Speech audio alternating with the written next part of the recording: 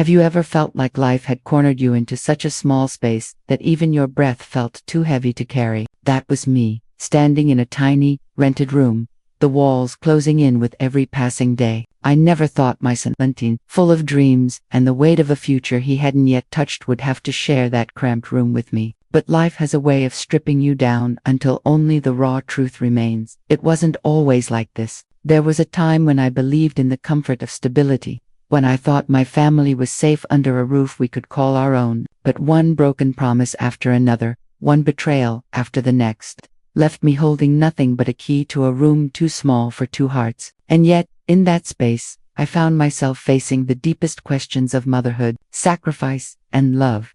The first night he moved into that room with me, I could see it in his eyes. He wasn't just carrying his own burdens, he was carrying mine too. His shoulders were broader now, his voice deeper, but I could still see the little boy in him, the one who used to hold my hand in crowded places, afraid to let go. I never imagined that years later, I would be the one afraid to let go of him.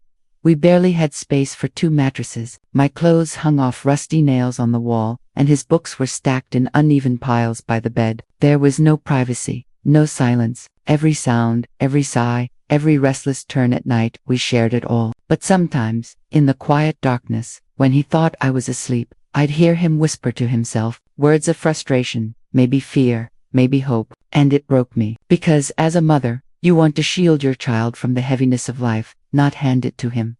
He insisted he was fine, that it was temporary, that one day things would change. But deep down, I wondered, was I holding him back? Was he sacrificing too much of his youth just to make sure I wasn't left alone in the world? I'd catch him looking at me sometimes, like he wanted to say something but didn't, and the silence between us was louder than any argument could have been.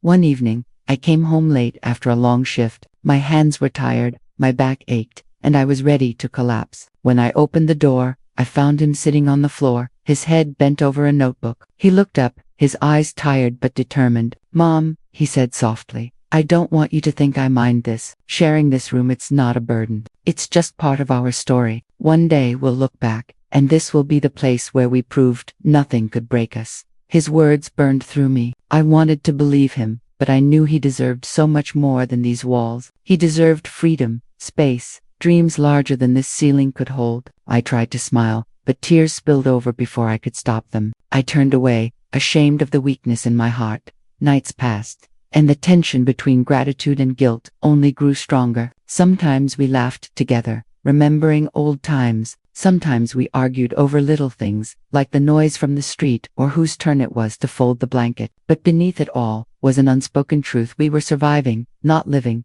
And then came the day that changed everything. He came home, his face brighter than I'd seen in months. He told me he had been offered an opportunity, something that would take him far from me, far from this room, far from the life we were forced into. My heart leaped with pride, but it sank with fear. I knew I had to let him go, but letting go is never simple when love is woven so tightly. That night, we sat together in silence, side by side on the narrow bed. Finally, I whispered, "I don't want you to stay here just because of me." He turned to me, his eyes filled with the kind of love that hurts. "Mom, you're the reason I'm strong enough to leave. You're not my chain, you're my wings."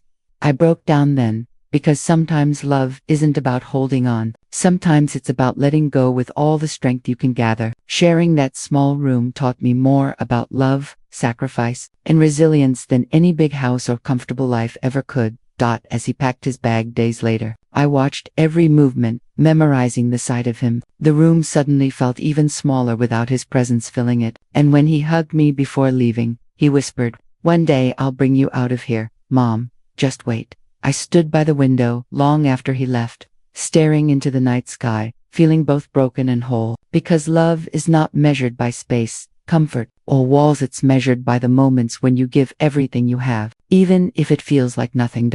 So yes, my son once shared a small room with me, and those days will forever remain etched in my heart, not as a sign of poverty, but as proof of unshakable love. Stay tuned for more stories filled with love, heartbreak, and lessons of life.